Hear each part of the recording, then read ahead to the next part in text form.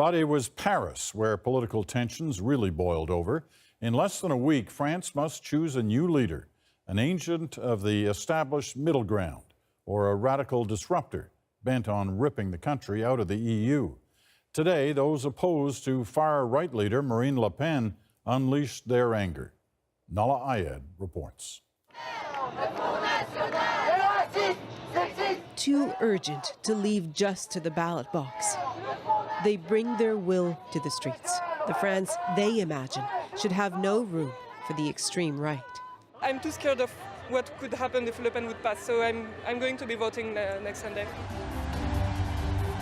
The urgency, now less than a week out, is in all the ranks in this battle. Marine Le Pen wants France to think of her rival as complicit in its decay. The reality is simple, she says. Emmanuel Macron is just François Hollande, who is clinging on to power like a barnacle. Upstart Emmanuel Macron charged the Front National of being the anti-France party. Because what it stands for is the inevitable collapse of what it is that made France, he says. May 1st, days away from what could be a convulsive election, is a place France has been before.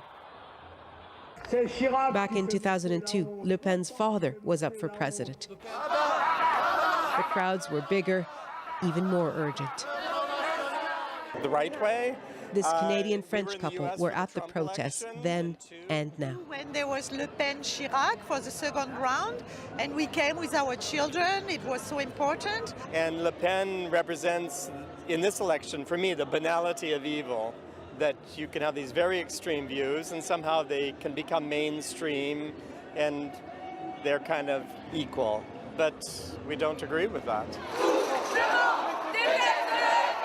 Yet there are those who agree, but unimpressed by the candidates. They've come to the streets this past week in the name of rejecting both.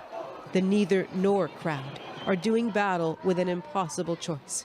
Dissenters like this woman, who won't be casting a vote come Sunday. Because I have the impression that I have to choose between a swindler and a thief, she says. It is all a signal of a wider problem of growing French disinterest, of being perpetually fed up with the status quo. They are not just disappointed. They are on the eve or on the brink of seceding from society. But the biggest possibility is that they will just stay home and not vote anymore. Not them. They came simply to be heard. Maybe this will make a difference. But drowned out inevitably by a smaller group of protesters who hijacked the march, leaving a different image. France's most dangerous battle isn't here or just at the ballot box.